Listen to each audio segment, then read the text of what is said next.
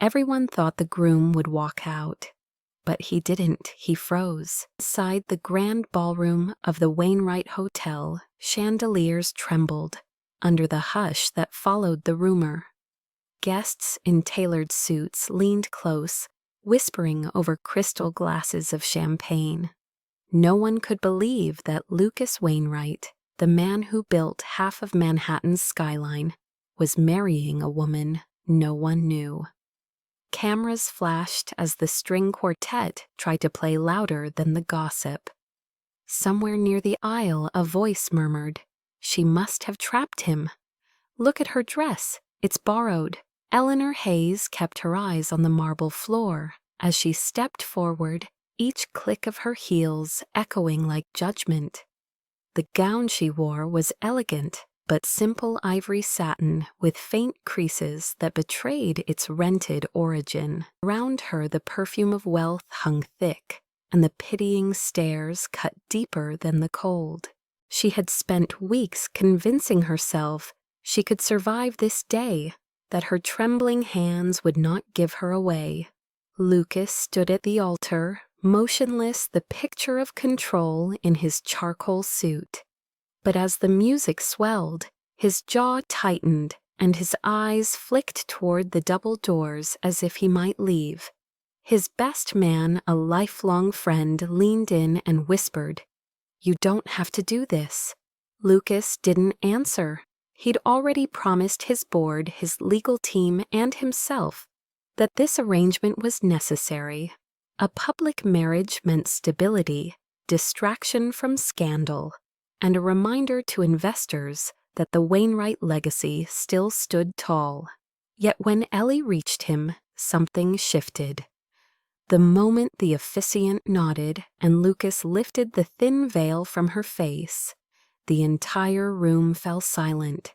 She wasn't what the crowd expected. Her features were soft, yet dignified. Her expression not nervous, but heartbreakingly calm, like someone who had already endured too much to fear embarrassment. Lucas's breath caught. For a moment, he forgot the cameras, the murmurs, the board's threats. He was staring at a face that pulled something buried from the past, a memory of a photograph once kept on his father's desk, of a girl who had survived a tragedy that had ruined so many lives, including his own family's name. Her eyes, white and steady, were the same shade of gray as the Hudson before a storm. He froze, hand still holding the edge of her veil, suspended in disbelief. The silence stretched long enough that the officiant cleared his throat. A reporter near the door whispered, "Why did he stop?" The cameras clicked again, desperate to capture the billionaire's hesitation. But Lucas dropped the veil and reached for her hand. His voice, when he spoke, was low but steady. "Shall we begin?" He said the words more like surrender than invitation. Ellie nodded her lips, forming a faint smile that didn't reach her eyes. She whispered back, "Let's." Their vows were short and rehearsed. The officiant's voice filled the room solemn and slow, but every word seemed to echo against the tension between them. When he said, "You may kiss the bride," Lucas leaned forward only enough for his lips to brush the air above her forehead. Flashbulbs went off like lightning. Gasps rippled through the crowd, some in surprise, others in disdain. To them it was proof that this union was nothing but spectacle. But to Ellie it was mercy. She had prayed he wouldn't touch her, not yet, not like this. As applause broke out, forced mechanical, she let her gaze drift toward the back of the room. There, near the entrance, a man she didn't recognize slipped out quietly. Something about the way he watched her before leaving sent a chill through her, as if this wedding were being witnessed by more than just strangers. Outside, the January wind howled against the glass doors, rattling the floral arches. When the ceremony ended, guests lined up for photos, pretending warmth they didn't feel. Ellie stood beside Lucas, her arm lightly resting on his, and smiled for the cameras. The flashes burned, but his hand stiff and cold beneath hers burned more. In one brief moment between shots, he leaned in close and murmured, "You didn't have to look so calm." She met his gaze and replied softly, "If I trembled, they'd think you regret it." He said nothing, only tightened his jaw and turned toward the next photographer. Later, when the hall emptied and their limo pulled away, the weight of silence returned. City lights flickered through tinted glass. Lucas looked out the window, his reflection sharp against the night, while Ellie clasped her hands on her lap, staring at the wedding band that felt foreign on her finger. She wanted to believe that somewhere beneath his indifference a sliver of compassion existed, but the man beside her looked carved from steel. Finally he spoke. "You know why this happened," he said. She nodded. "I do." "Then don't expect anything else," he added. "This is business." She smiled faintly. "Of course, I've worked for businessmen before." He turned to face her, surprised by her calmness, but said nothing more. Outside, the limo passed the bridge that divided the city from Long Island. Neither noticed how both their gazes lingered on it for different reasons. For Lucas, it was guilt, a reminder of a collapse years ago that had stained his family's name. For Ellie, it was loss, the bridge where her father had died, the night she stopped believing in miracles. Fate, cruel and deliberate, had looped their lives into this one impossible evening. When the car arrived at the Wainwright estate, servants opened the door before they could move. Ellie stepped out first, her dress brushing against gravel. The mansion loomed ahead, its windows dark, except for one room lit upstairs. She wondered which room would be hers. As Lucas offered his hand to steady her, she hesitated, then took it. His touch was cold but steady, and for a brief second, she sensed the flicker of a human heartbeat behind the armor. Outside, the butler announced them as Mr. and Mrs. Wainwright. The words echoed down the marble corridor, hollow and grand. The newlyweds walked past portraits of generations that had ruled the city's skyline, but none of those painted faces looked kind. As the door closed behind them, the whispers from the ballroom still seemed to follow. Somewhere in that silence, something fragile began to breathe. Not love yet, but the ache of two lonely souls standing at the edge of a story neither wanted to tell.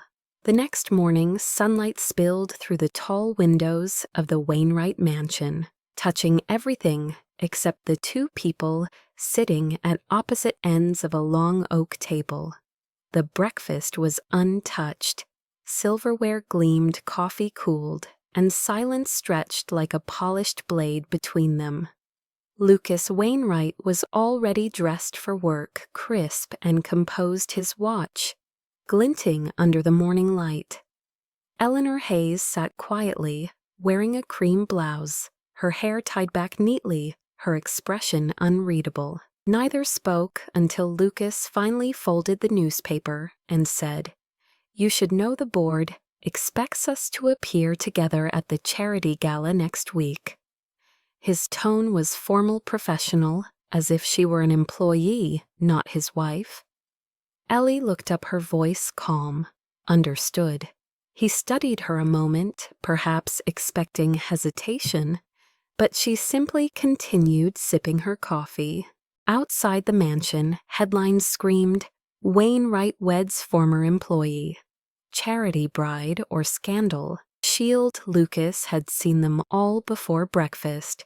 His legal team had predicted this storm, and he'd agreed to weather it for 6 months, no more. It was supposed to be simple. A calculated alliance to save his company's reputation after a funding controversy that had rocked his architectural empire. His advisors had said marriage to a quiet, respectable woman would make him appear stable, trustworthy human. He had chosen Ellie because she fit the narrative, or at least he thought she did. That afternoon, his attorney arrived at the mansion to finalize the agreement. The document was thick, filled with clauses about confidentiality, image rights, and separation terms. Lucas skimmed through them, tapping his pen impatiently. "You'll receive monthly compensation," the lawyer explained to Ellie, "and an additional settlement at the end of 6 months. Ellie looked at the numbers, then pushed the papers back.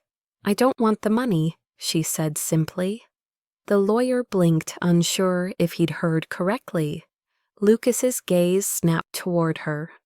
"Excuse me, I'm not here for your money," she said, her voice soft but steady.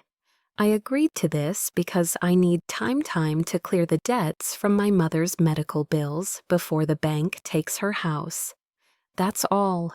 Lucas stared at her for several seconds, unable to read her. "You're telling me you'd go through this circus for free, I'm saying," she replied. "I'll sign the papers, but remove the payment clause. I'm not for sale." Her words hit harder than she intended.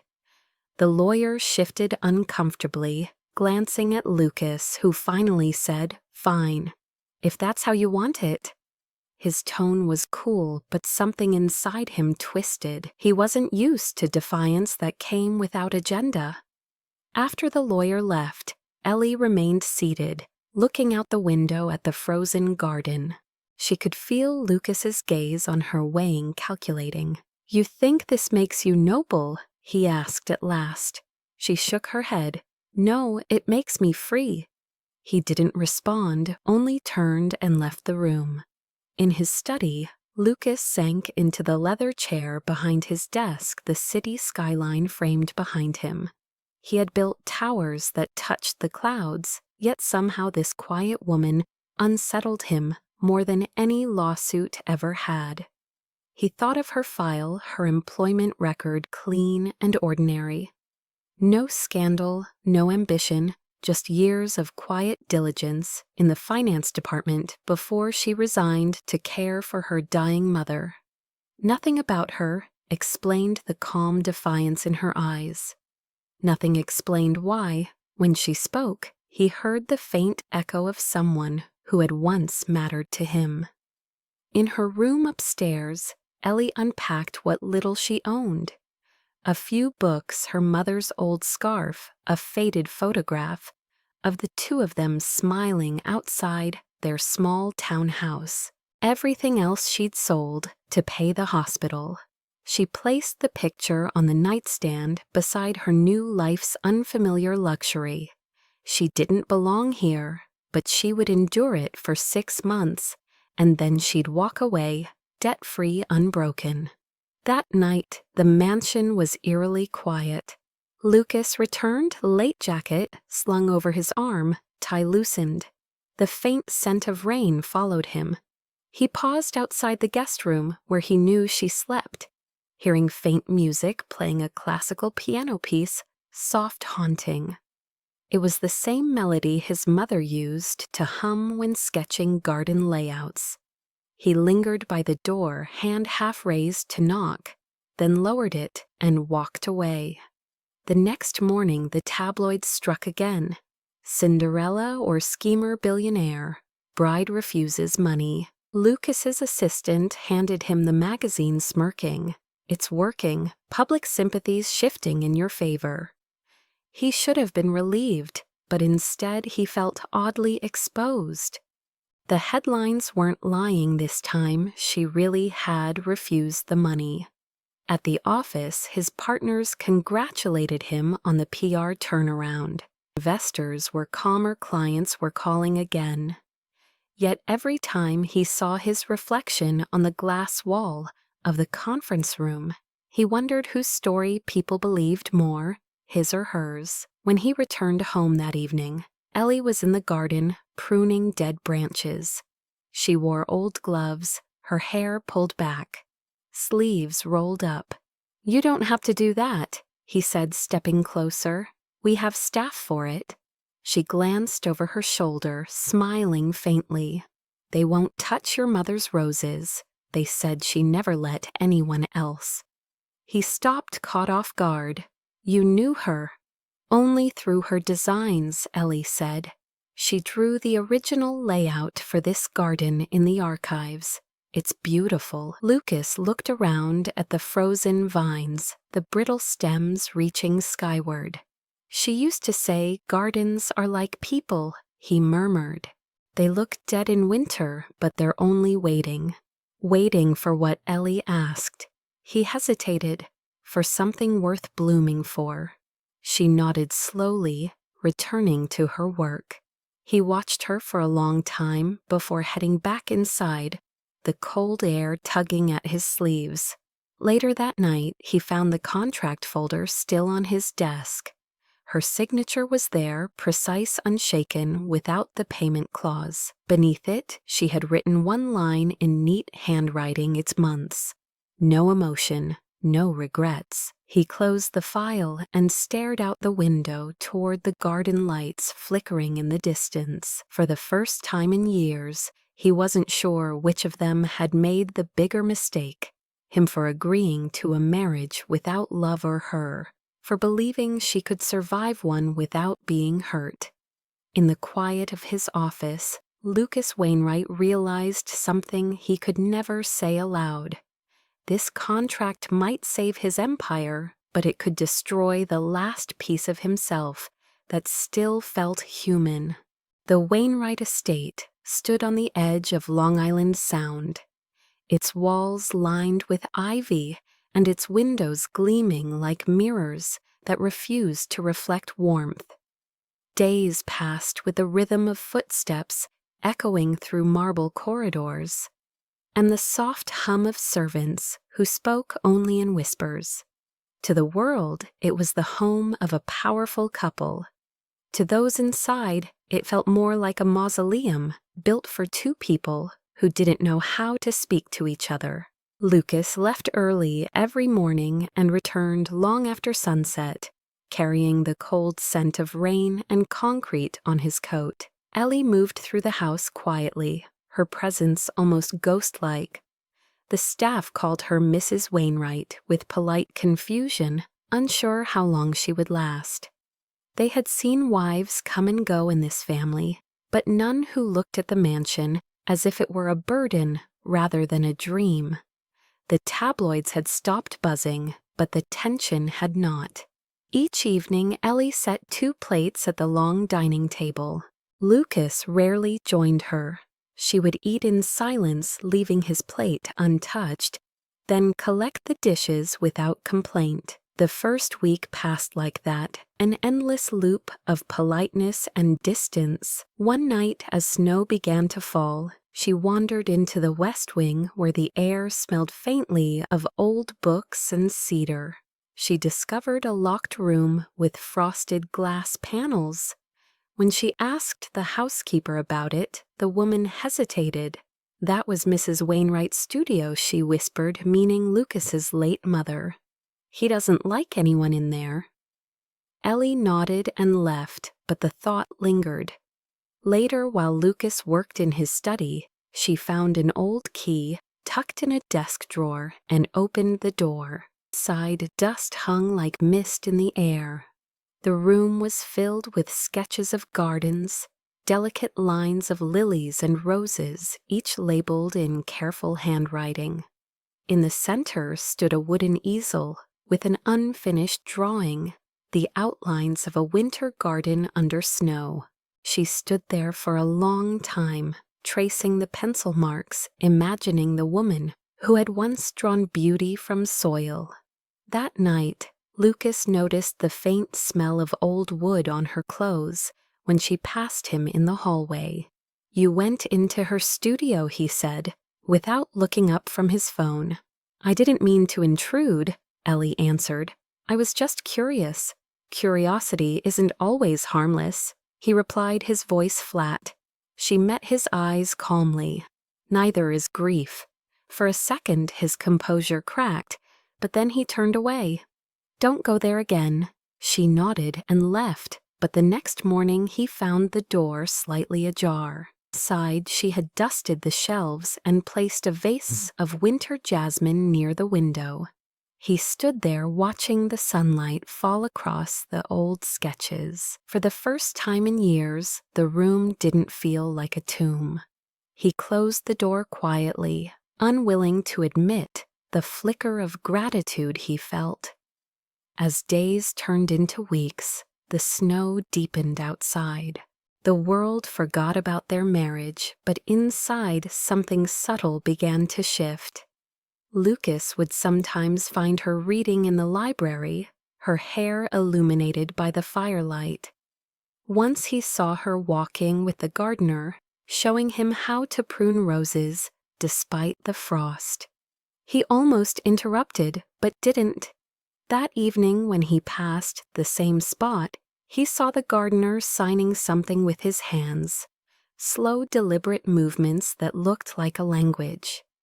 Ellie responded, her fingers graceful in reply.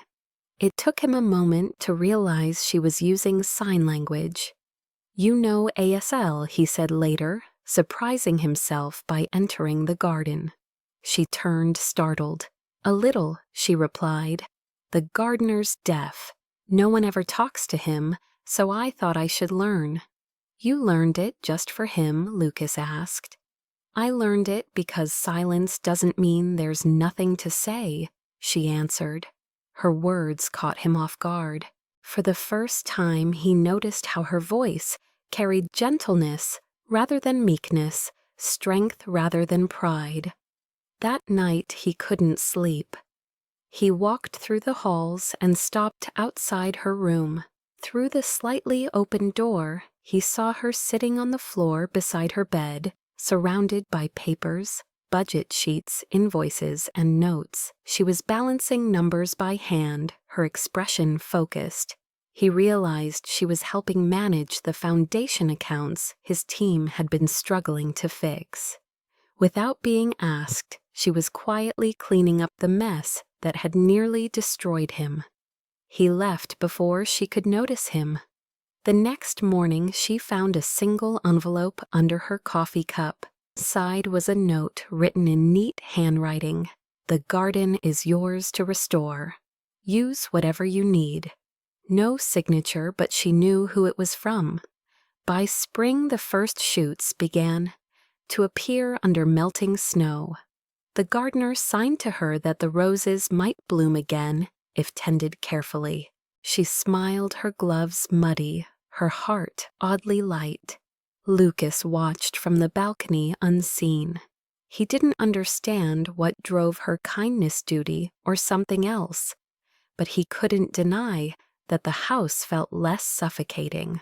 One evening, after returning from a board meeting, he found her in the music room, humming softly as she sorted through his mother's old records. He hesitated at the doorway. "You like classical?" he asked. "It helps me think," she said. "Your mother had good taste. She used to play when I couldn't sleep," he murmured. Ellie smiled faintly. "Then maybe you should listen again." She handed him a record. For the first time in years, the sound of piano filled the halls, tender and distant. They didn't speak as they listened. The silence between them was no longer sharp. It was gentle, almost companionable. When the record ended, she stood to leave, but he stopped her. "Why do you stay so calm?" he asked quietly. "Because someone has to be," she replied and walked away. That night, as snow fell again outside, Lucas stood by the window of his study, watching her silhouette in the garden below. He realized that for all the steel and glass he had built, he had never created anything that felt alive until she stepped into his house. And for the first time, he wondered not what the world thought of their marriage, but what he would become when she eventually left. It started with a missing notebook. One crisp February morning, Lucas searched his office for a sketchbook containing blueprints for an upcoming project. He finally found it, resting on the piano in the West Wing beside a stack of envelopes addressed to a community art center in Brooklyn. Curious, he flipped one open. Inside were drawings not of buildings but of bridges. Children's handwriting filled the corners for Miss Ellie. When she returned from the garden, she froze seeing him holding them. "You teach," he said, his voice measured. "On weekends," she admitted softly. "It's volunteer work at a community center for children who lost their families in the collapse," she added, lowering her eyes. Lucas's expression hardened. "Which collapse?" She hesitated. "The Riverside Bridge." Silence filled the room. That name still haunted Wall Street, still whispered through boardrooms like a curse. The bridge had been his father's company's design, the one that failed, killing dozens when a support column cracked under rain. Wainwright and Sons had survived, but the lawsuits, the guilt, the years of rebuilding had never erased the stain.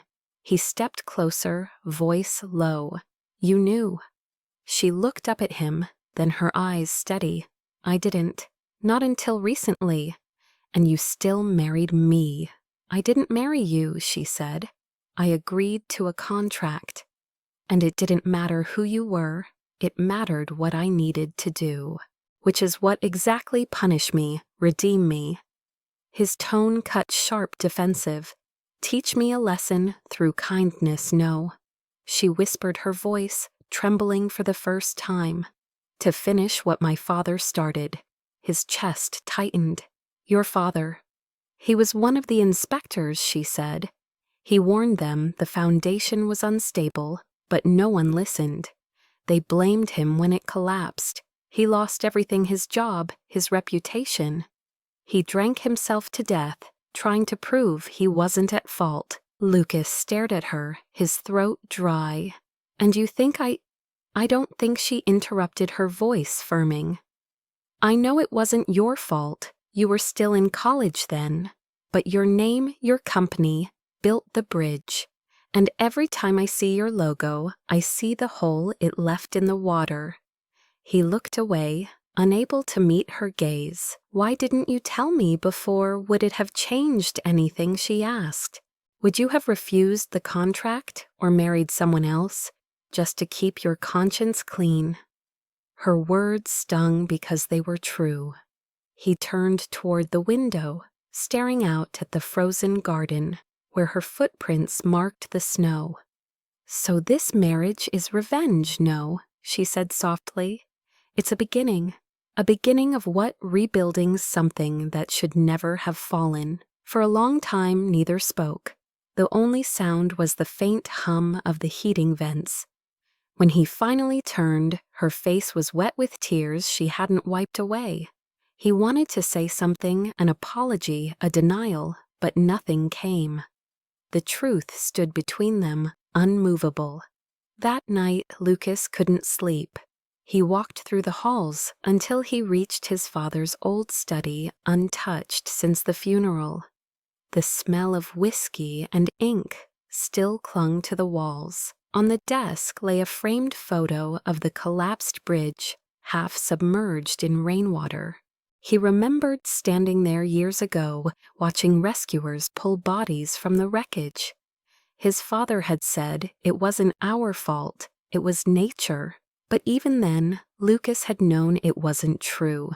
He found a faded envelope among the papers stamped confidential. Inside was an engineering report dated 3 months before the collapse, signed by the same inspector who had raised the alarm, Thomas Hayes. Ellie's father. Lucas sank into the chair, gripping the paper, as the weight of realization crashed through him.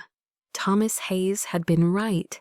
His father had buried the report to protect the company. The death, the scandal, the ruin, it had all been preventable. He stayed there until dawn, staring at the report, like a confession carved in ink. The next morning, Ellie found him in the study. Eyes, hollow, hair unkempt. "You were right," he said, sliding the report toward her. She read it slowly, hands shaking.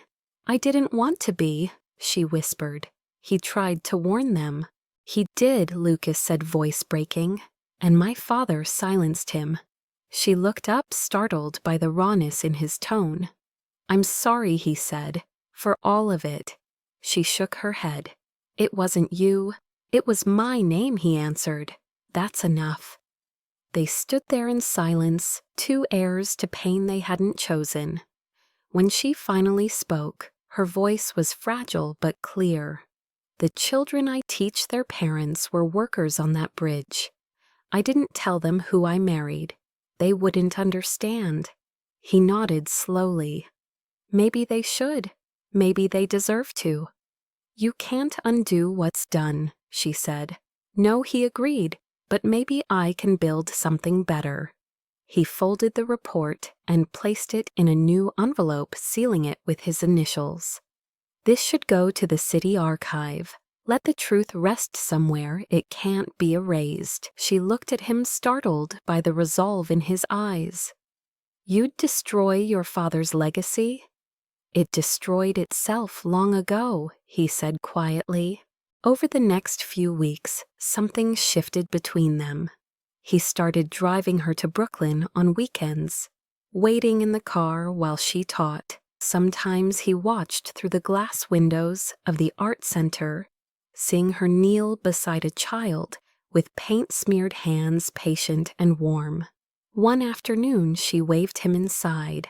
He hesitated, then entered. The walls were covered with drawings of bridges and cities and rivers colored in hope. They're building a model bridge, she said, smiling. Would you help? The children gasped as the famous architect knelt beside them, adjusting wooden beams and offering advice. When one little boy asked if he had ever built a bridge before, Lucas hesitated, then nodded. I did, he said softly, and I'm still trying to make it stand. Ellie's gaze met his, and for the first time he saw forgiveness flicker there, not fully born, but possible. When they left, he drove in silence, the hum of the city fading behind them. She glanced at him once, then looked away. Why did you come today? She asked. He thought for a moment. Because I wanted to see what rebuilding looks like. That night the mansion no longer felt like a mausoleum. For the first time, the lights in the hall glowed warm. Lucas stood at the window, watching the city lights shimmer across the water, the same river that had once carried guilt. Now it carried something else, hope, that maybe two broken histories could be rewritten into one. The storm came suddenly rolling in from the Atlantic, with wind that howled through the mansion's chimneys and rain that beat against the glass like 1,000 restless hands. Power flickered once, twice, then died, plunging the house into darkness. Ellie stood by the window, holding a candle, watching lightning carve white lines across the sky. Somewhere down the hall, she heard Lucas's voice calling for the generator. When he appeared in the doorway, his shirt sleeves were rolled. His hair damp, his expression unguarded for once. The backup's out, he said. Looks like we're on candles tonight. She nodded and began lighting the ones arranged along the mantel. The soft glow made the room look smaller, gentler. He moved to help her, striking matches, the flicker painting gold across his face. For the first time, the silence between them wasn't heavy, it was intimate. When she laughed softly at his struggle to keep one match lit, the sound startled them both. You laugh, he said quietly. I wasn't sure you could. I wasn't sure you'd notice, she replied. They sat opposite each other near the fire, the storm raging beyond the windows. With the world reduced to shadows and light, it was easy to forget everything that divided them. You never told me what made you choose architecture, she said. He stared into the flames for a long time before answering. I liked building things. It felt like control. My father used to say, If you design perfectly, nothing can collapse. He was wrong. She watched the tension in his jaw as he spoke. You've been trying to rebuild what he broke, she said. He looked at her, then eyes sharp but not angry. And you've been trying to forgive what can't be fixed. Maybe we're both wasting our time, she whispered. Maybe, he said. Thunder rolled, and for a moment neither moved. The candle between them guttered its flame, bending toward the wind. When she reached out to steady it, her sleeve brushed his hand. He froze not from surprise, but from the strange electric awareness of skin against skin. She drew back instantly, embarrassed. Sorry, don't be, he said, his voice low. Rain hammered the windows louder now, as if demanding to be heard. He stood and crossed the room to close the shutters, then turned back to find her watching him. You shouldn't stay by the window, he said. The wind might shatter the glass. I've survived worse, she murmured. The words made him stop. She didn't mean them as a challenge, yet they landed like one. He walked closer, the candlelight flickering between them. You shouldn't have to. She looked up, meeting his gaze. Neither should you. Lightning flashed again, illuminating the lines of exhaustion on his face. The faint scar near his temple she'd never noticed before. He wasn't the untouchable billionaire the world saw, just a man carrying too many ghosts. The next moment stretched too long, too full of things unspoken. When a gust of wind forced the door open, scattering papers across the floor, they both moved to gather them. He reached first, their hands colliding over a fallen page. This time neither pulled away. His fingers closed gently around hers, grounding her. The air seemed to hum with the sound of the storm and their unsteady breaths. When he finally released her hand, he spoke softly. You're freezing. He took the shawl draped on the chair and wrapped it around her shoulders. As he adjusted the collar, his knuckles brushed her neck, and she shivered not from cold, but from something she couldn't name. When he fixed her collar after the rain, she froze, not because of fear, but because it was the first time anyone had touched her gently in years. He stepped back, the firelight catching in his eyes. Better, he asked. She nodded, unable to speak. For a long while they stayed like that, two silhouettes framed by fire and storm, the distance between them thinning with every heartbeat. You should rest, he said finally. His tone soft but strained. The power will come back soon. And when it does, she asked, we go back to silence. He hesitated. If that's what you need. It's not what I need, she said quietly. It's what you hide behind. His jaw tightened, but he didn't argue. Instead, he looked away, staring at the rain streaming down the glass. Good night, Ellie, he said, and left before she could answer. She sat there long after he was gone, listening to the storm fade into a steady drizzle. The house seemed to breathe differently now, as if something locked inside its walls had finally shifted. Upstairs, Lucas lay awake, staring at the ceiling, replaying the moment her laughter had filled the room. It wasn't the sound of forgiveness or even affection, it was something purer, a sound that made him want to protect it. When dawn came, the world outside glistened with silver dew. The power returned with a hum, lights flickering to life, one by one. But when Lucas entered the sitting room, he didn't turn them on. The candles had melted to stubs. The hearth was cold, yet he could still feel her presence there. The warmth she left behind, like sunlight trapped in memory. It began with a headline, Wainwright wife exposed. Former accountant manipulates marriage for fortune. The words flashed across every business site before breakfast, accompanied by photos of Ellie leaving the Brooklyn Art Center, smiling at children. but the captions twisted it into something else entirely. Billionaire's bride uses charity to build personal brand. By the time Lucas arrived at his office, his assistant had already stacked newspapers on his desk, like evidence of betrayal. "It's everywhere," she said quietly. "Miranda's managing the crisis." He didn't look up. "Tell her to handle it." His voice was steady, but a faint tension rippled through it. The last thing his company needed was another scandal, and this time it had his wife's name on it. Meanwhile, at the mansion, Ellie's phone buzzed nonstop. Reporters camped outside the gates, shouting questions through the iron fence. She tried to stay calm, but each notification cut deeper. Photos of her face headlines, suggesting deceit comments filled with venom. By evening, she couldn't breathe. When Lucas returned, the lights were off. She sat at the kitchen table, hands clenched around a cup of untouched tea. "It's bad," she said softly. "They're saying I used the charity I know." He interrupted. "We'll issue a statement." "A statement," she repeated, her voice trembling. "This isn't numbers, Lucas. These are lies." He paced phone in hand, already drafting his next move.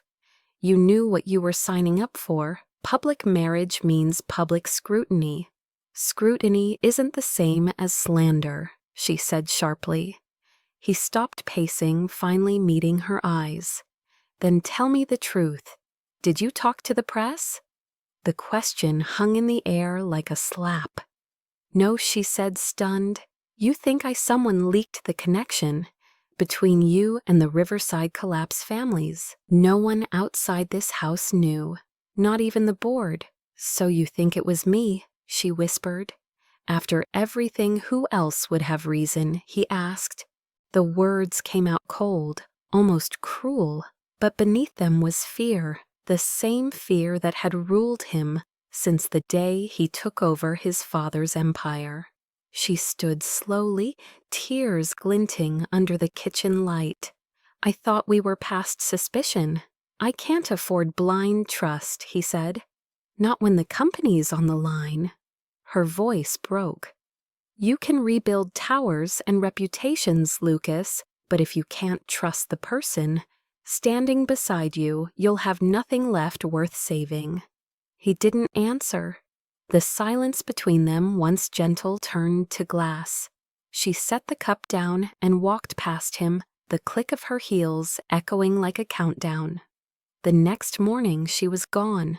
Her closet empty, her room stripped of everything but a single note left on the dresser. "I didn't betray you. I only wanted to help." Lucas stared at it, unable to feel anger or relief. Only the hollow space she left behind. For the first time in months, the house returned to its original state. Silent, lifeless, and cold. Miranda Klein, his PR director, entered his office later that day, with a sympathetic smile that didn't reach her eyes. "I've already started damage control," she said. "We'll paint it as a misunderstanding. You're the victim here." "Victim," he repeated. "Of what? Of manipulation," she said smoothly. "A lonely billionaire deceived by a woman with a tragic backstory. It'll sell better than defending her." He looked up sharply. "You're suggesting I throw her under the bus?" "The public loves redemption arcs," she replied. "You just have to play yours right." Something in her tone made him look closer. Her confidence, her rehearsed concern, it was too polished. Later that night, when his assistant forwarded an internal email chain, everything clicked. The leaked photos, the captions, the timing, it all traced back to Miranda's team. She had engineered the scandal to consolidate her control and undermine Ellie's growing influence with the charity board. Rage, cold and precise, filled him. He called her in the next morning. "Did you think I wouldn't find out?" he asked quietly. Miranda didn't flinch. "I did what you were too blind to do," she said. "That woman was a liability. You were slipping because of her. Someone had to protect the company. By destroying her, he demanded. By saving you, she countered. You're too sentimental to see it, but she was changing you. You've built everything on control, Lucas. Don't throw it away for a woman who doesn't belong in our world. His voice dropped to a whisper. You sound like my father. He was right about one thing, she said coldly. Empathy is weakness. He stared at her for a long moment, then pressed the intercom. Security escort Ms. Klein out of the building. Her composure cracked. You'll regret this, she hissed. Without me, the board will tear you apart. Then let them try, he said, turning away. She left her heels clicking like gunfire down the marble floor. The moment the door closed, he exhaled shakily. His empire was safe, but his home was empty. That night, he returned to the mansion and found the candles she had once lit still sitting on the mantel. He lit one just to break the darkness. The flame flickered weakly, the wax melting fast. He sat on the couch phone in hand, scrolling through the articles he'd tried to ignore. Every image of Ellie, the smile, the children, the headline beneath, felt like an accusation. He typed her name into the search bar and saw the last report, Eleanor Hayes resigns from charity position, disappears from public view. He called every contact he had, but no one knew where she'd gone. By midnight, rain began to fall again, steady and relentless. Lucas stood by the window, watching the droplets race down the glass. Somewhere in the city, she was alone, and he had driven her there. He thought of her words, "You'll have nothing left worth saving." For the first time, he understood what she meant.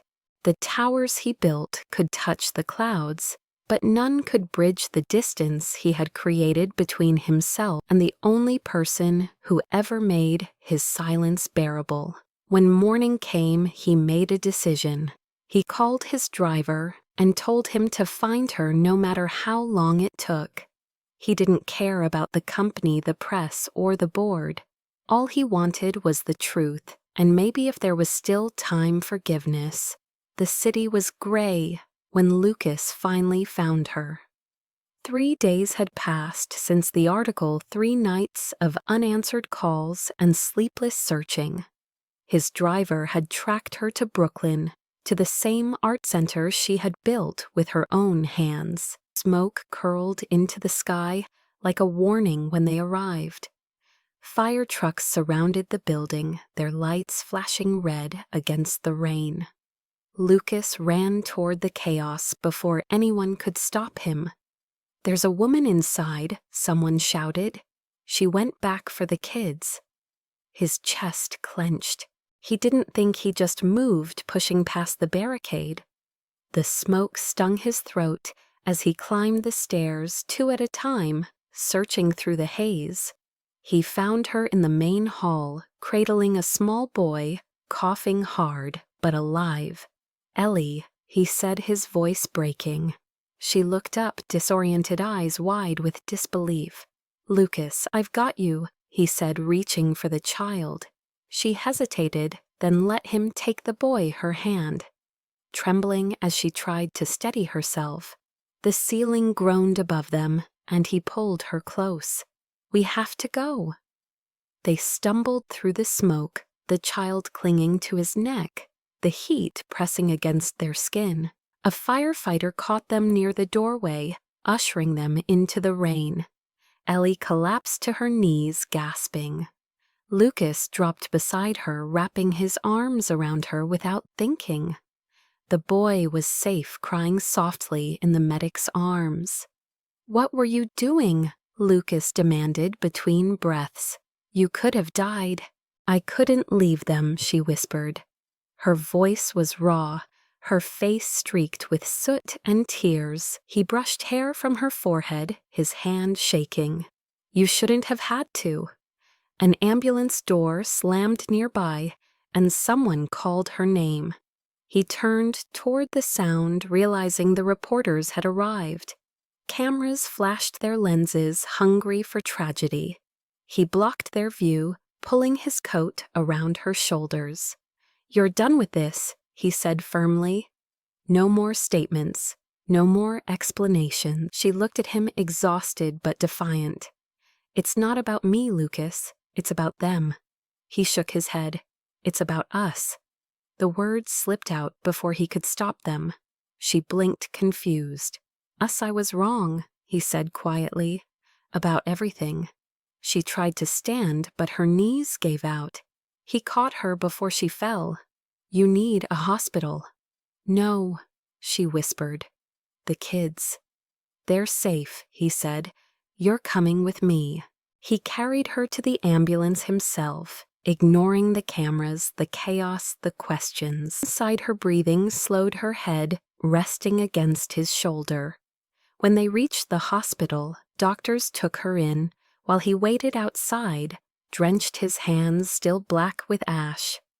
Hours passed before a nurse appeared. "She's stable," she said gently.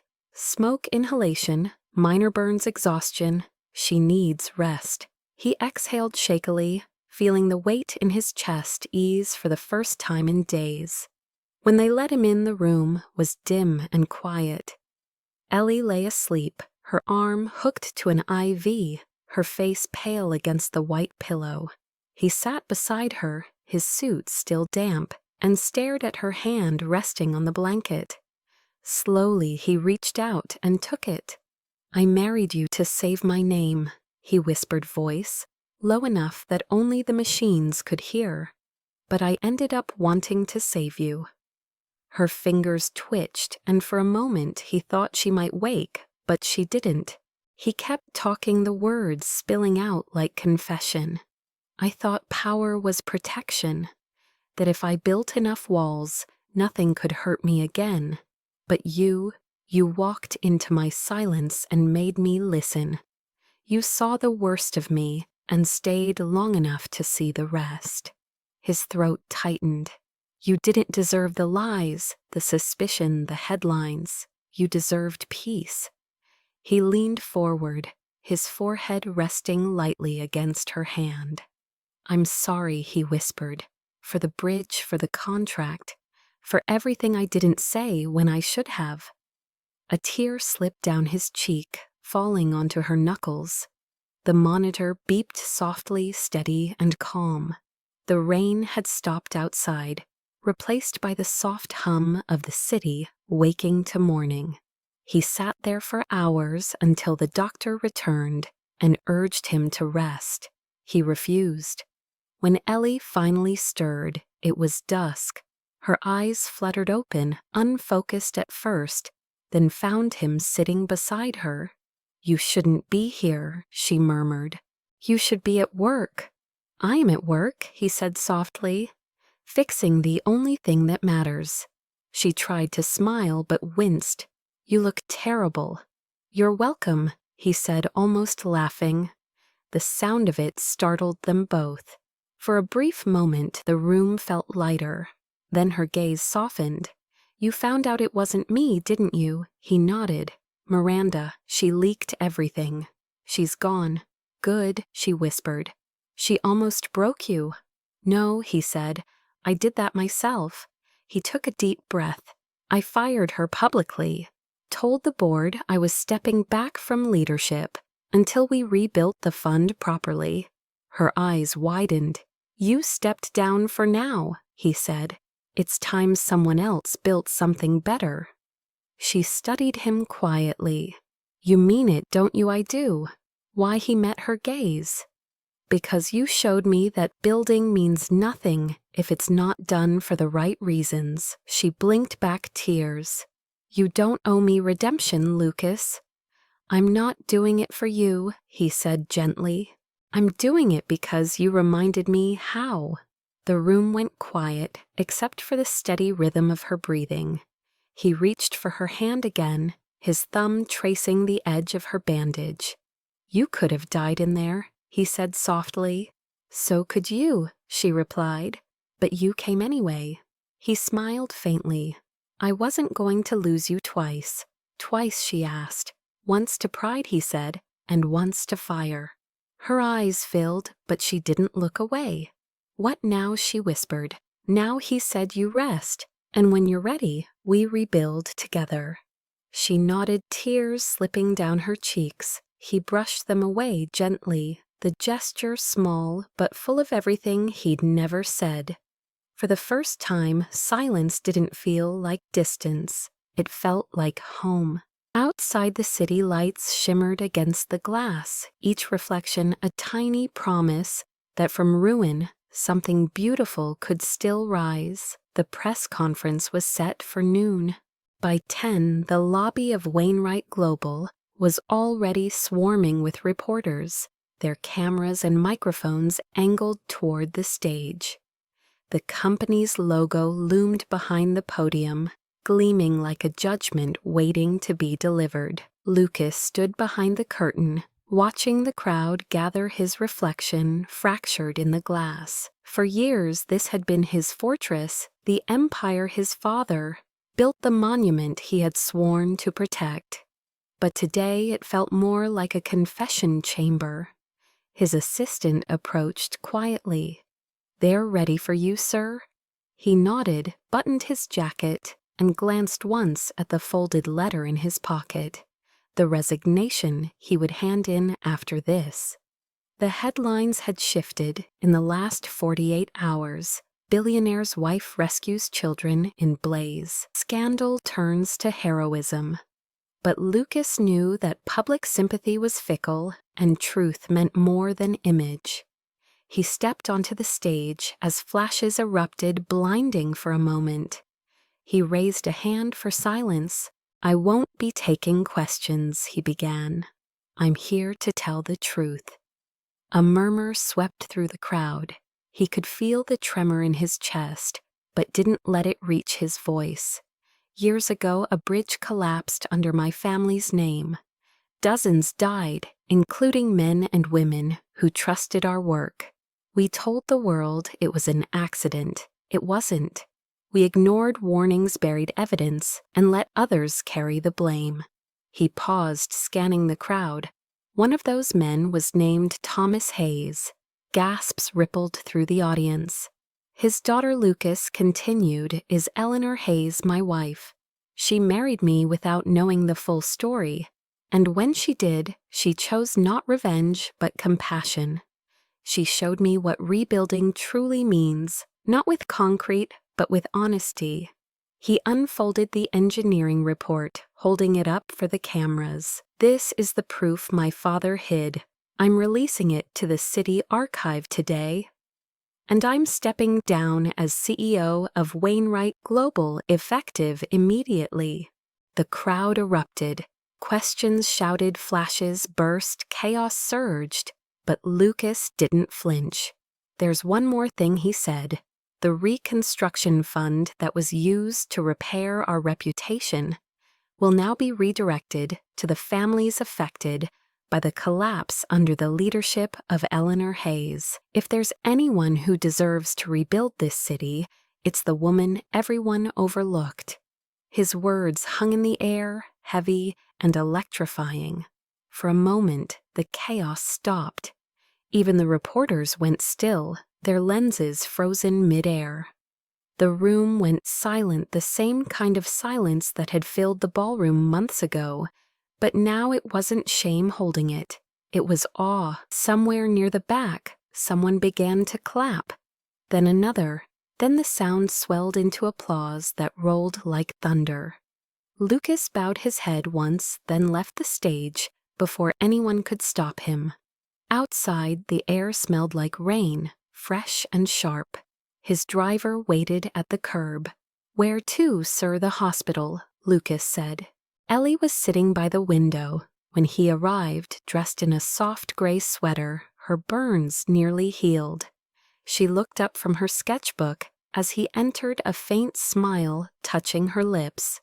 You did it, she said quietly. He shrugged. I told the truth. That's more than most men ever do. It's a start, he replied. He walked closer, setting a small flash drive on the table beside her. All the files, every report, every lie. They're yours now. She stared at it, then back at him. What about you? I'm done, he said. I'm leaving the company to the board. They can build without me. And you, I'll find something else to build. Something that doesn't need steel to stand. She laughed softly. You sound like an idealist. I learned from one, he said. She tilted her head, eyes narrowing playfully. Is that supposed to be me? If it's not, I've just embarrassed myself publicly twice in 1 week. He smiled faintly, and she shook her head. You're impossible. Maybe, he said, but I'm trying to be better. They sat in silence for a while, watching the rain streak down the window. The world outside felt slower, gentler. They'll call you a fool, she murmured, for giving up everything. Let them, he said. They've called me worse.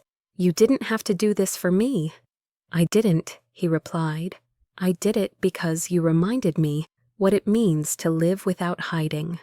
Her eyes softened, glistening with unshed tears. What now? Now we rebuild, he said quietly. Together, if you'll have me. She looked at him for a long moment, the rain reflected in her gaze. You really think people like us can start over? I don't know, he said honestly, but I want to find out. The door opened suddenly, and a nurse entered smiling. Mrs. Wainwright, the press conference is all over the news. They're calling it the redemption of Wainwright. Ellie blinked surprised. Lucas chuckled softly. That's better than I expected. The nurse grinned. They want to interview you next. Not today, Ellie said, glancing at him. Today, I just want quiet. After she left, Lucas reached for her hand, fingers brushing hers gently. The quiet's good, he said. It's the first time it feels right. She nodded, her voice barely a whisper. The silence that isn't empty. He smiled. Exactly. Outside, the rain eased sunlight, breaking through the clouds, washing the city in pale gold.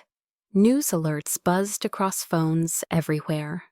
Wainwright steps down, donates millions to victims. Widow's daughter becomes new face of rebuilding initiative. But inside that small hospital room, none of it mattered. What mattered was the way she leaned her head against his shoulder, the way his hand rested lightly on hers, and the feeling that for the first time they weren't standing on ruins, but on the edge of something new. Later, as evening fell, Lucas took her outside to the courtyard. The world smelled of wet earth and clean air. Children from the pediatric wing played nearby, their laughter echoing softly. Ellie watched them, her eyes shining. It's strange, she said. The city feels different. Maybe it's not the city, he said. Maybe it's us.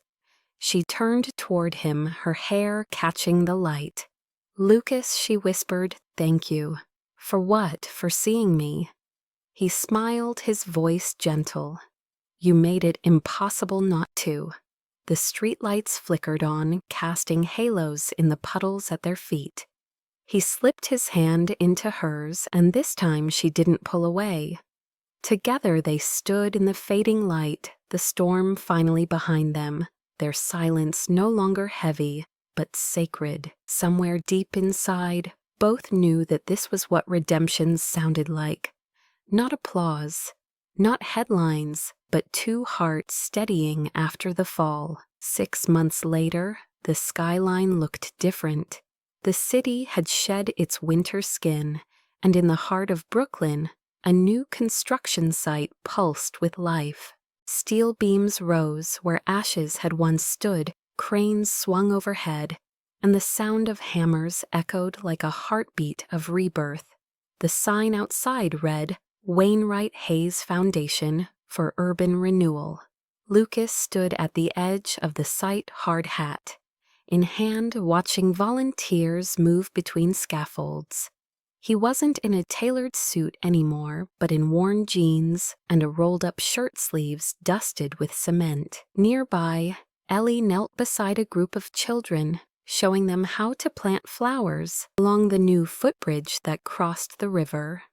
Her laughter carried on the wind, soft but sure, and it made him stop for a moment just to listen. This was what rebuilding looked like. Not glass towers, but people finding meaning in broken spaces. The bridge had become their shared mission to create something honest from the wreckage of their past. Every bolt, every board, every line of blueprint had passed through their hands together. "You're staring again," Ellie said when she walked up beside him, wiping her hands on her jeans. "I'm admiring craftsmanship," he replied. "The bridge or me?" she teased. Both, he admitted. She shook her head, smiling. "You used to be terrible at flirting." "I've had good mentorship," he said, his tone light but eyes warm. They stood side by side, watching the workers as sunlight reflected off the water below. The river that once symbolized loss now shimmered with hope. When the city councilwoman approached with cameras and microphones, Ellie stiffened.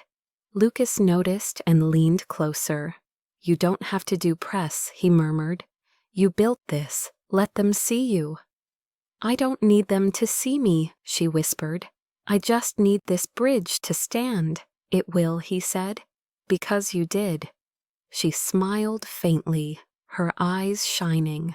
The ceremony began, with speeches from officials and engineers, all thanking donors and leaders. But when Lucas stepped to the microphone, he skipped the formalities. "A bridge is more than steel," he said, voice steady. "It's faith made visible. For years I thought my name was about legacy. I was wrong. Legacy isn't what we leave behind, it's what we repair before we go." He turned toward Ellie. "No structure lasts without foundation, and mine is standing right beside me." The audience fell silent. Cameras zoomed in as he reached into his pocket. The world seemed to still. He knelt before her, the same man who had once hidden behind pride, now stripped of everything but sincerity. "You were never the bride no one wanted," he said, his voice trembling just enough to break hearts. "You were the heart I was too blind to see. Will you let me build the rest of my life with you?" Ellie froze her hand over her mouth, tears welling before she could stop them. For a moment time held its breath. Then she whispered, "Then lift the veil again." He rose slowly, his eyes never leaving hers, and brushed his fingers against her cheek like he was touching light. The applause erupted waves of sound that rolled across the river. Reporters lowered their cameras, some wiping their eyes. The wind caught her hair as he kissed her soft and real. Not for the cameras this time, but for the promise between them. The moment felt cinematic, but it wasn't staged. It was the quiet victory of two souls who had walked through ruin and found grace. Later, when the crowd dispersed, they stayed behind.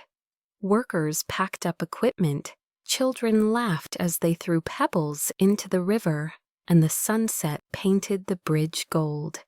Lucas leaned against the railing, watching the light ripple across the water. "Do you ever think about the first time we met?" he asked. "At the wedding," she said, laughing. "The one where you almost ran." "I didn't almost," he said. "I fully intended to." "I know," she said softly. "You looked terrified." "I was," he admitted. "Not of you. Of what you'd see when you looked back." She turned toward him. "And what do you think I saw?" "A man pretending to be his father," he said. "And what do you see now?" He looked at her for a long time before answering. "Someone finally building something worth standing under," She reached for his hand, their fingers intertwining as the sun dipped below the skyline. The bridge cast long shadows that met in the water, their reflections merging like the lives that had once been strangers. "You know," she said, "this bridge might outlast us." "Good," he said. "Let it remind the city that love can rebuild what pride destroyed." She smiled, resting her head against his shoulder. For a moment, all the noise of the world faded, the applause, the headlines, the memories of fire and loss. All that remained was the rhythm of the river and the warmth of his hand around hers. As dusk deepened, lights along the bridge flickered on one by one, glowing softly like stars drawn to earth. The sign at its entrance read, "The Hayes Wainwright Bridge, for those who believed in second chances." Ellie looked up at it and whispered, "It's beautiful, it's honest," Lucas said. "That's better." They stood there until the last light faded, two silhouettes framed by the structure they'd built together. Behind them, the city moved on, unaware that one of its bridges carried not just traffic, but a story of forgiveness and rebirth. And as the wind swept through the beams and cables, it sounded almost like laughter, like love carried forward through steel and sky. 1 year later, the city gathered beneath the glow of chandeliers once again. But this time, the whispers were different. The Wainwright Hotel had opened its grand ballroom to host a charity gala for the newly rebuilt Riverside District, and every seat was filled. Banners of white and gold hung from the ceiling, and on each table sat a single framed photograph of the bridge that had changed everything. Its arch gleamed under soft light, reflected perfectly in the calm water below. It was called the Bridge of Hope now, and tonight's event celebrated its first anniversary. Lucas stood near the stage in a black tuxedo, greeting donors and city officials with calm grace. But his eyes kept drifting toward the far end of the room, where Ellie spoke with a group of children, the same ones she had once taught in that burned-down art center. She wore a pale blue gown, simple yet breathtaking, her hair loose around her shoulders. The crowd adored her, but she seemed unaware of their attention, her laughter soft and genuine. When she looked up and met his gaze across the room, something inside him quieted the same way it had the day he first lifted her veil. Later, when the music dimmed and the MC took the microphone, the lights lowered. Tonight, the speaker announced, "We honor two people whose courage turned tragedy into legacy." A slideshow began to play on the screen behind the stage.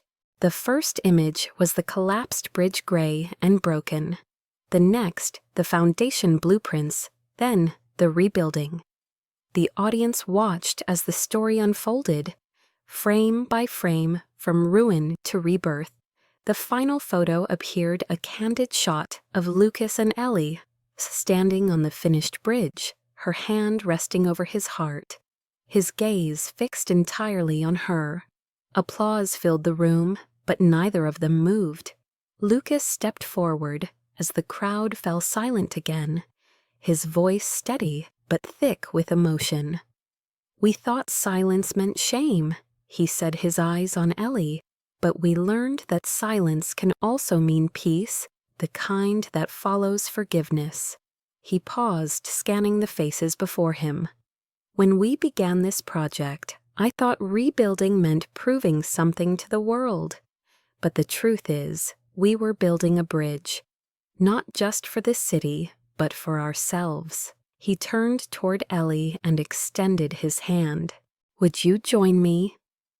The audience watched, holding their breath, as she walked up to the stage. She took his hand, smiling, and the room seemed to exhale all at once. "There's something I'd like to show you all," Lucas continued.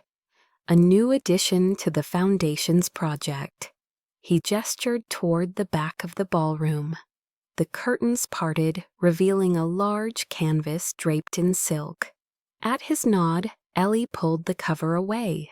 Beneath it hung a photograph, their wedding photo, the moment frozen in time when he had lifted her veil and the room had gone silent.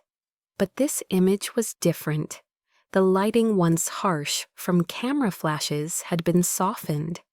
The noise, the judgment, the scandal, all stripped away. What remained was the quiet shock of recognition between two souls who had never truly seen each other until that moment. The title engraved on the frame read, "The Moment the World Saw Her." A hush fell across the room, deeper than applause, heavier than sound. For a heartbeat, time itself seemed to stop. Ellie blinked rapidly, tears forming at the edges of her eyes. Lucas reached for her hand, his thumb brushing over her wedding ring. "This is where it began," he said softly. The silence that changed everything. The audience rose to their feet in applause, but their clapping faded quickly into reverent quiet, as though no one wanted to disturb what they were witnessing. At the edge of the stage, a little girl tugged Ellie's dress, the daughter of one of the bridge workers who had once lost everything. Miss Ellie, the child, said shyly, "My daddy says you made the world kinder."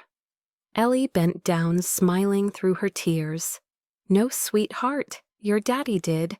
I just helped him see it." Cameras clicked softly, but the moment was too sacred to feel staged. Lucas knelt beside them, his voice tender. "Do you know what bridges are for?"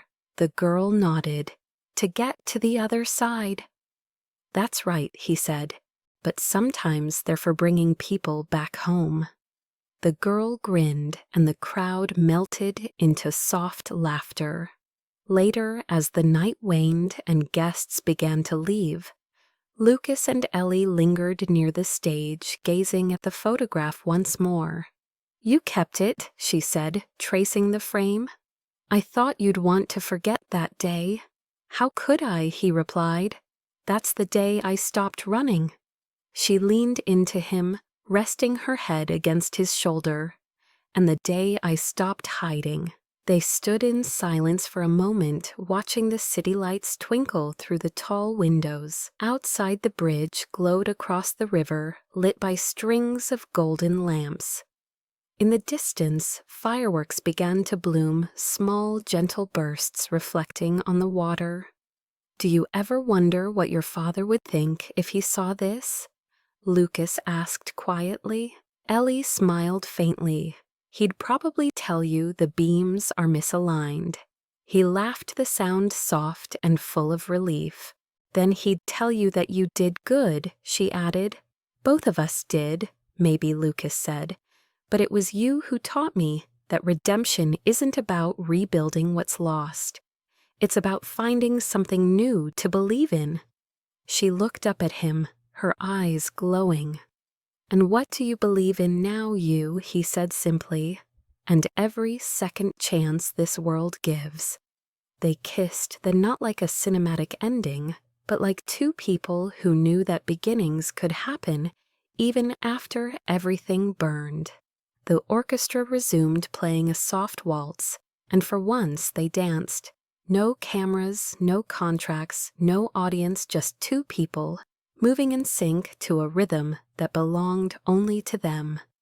Around them, the world blurred into light and sound laughter, echoing faintly in the background. When the music stopped, they didn't. They swayed gently, unwilling to let go of the stillness between heartbeats. Outside, the river shimmered under the moon, carrying the reflection of the bridge, like a promise whispered across time. As the night deepened, guests peeked into the ballroom one last time before leaving, and many would later say they had never seen a silence so beautiful. The couple in the center of the floor seemed unaware of everything but each other. No applause followed, no speeches, no noise, just quiet, like the universe holding its breath. The next morning, newspapers would print the image of that dance with the headline, "The room went silent." But for Lucas and Ellie, it wasn't silence at all. It was the sound of peace, finally taking shape of love that had survived fire and shame and distance. It was the sound of two hearts building a bridge no storm could ever destroy.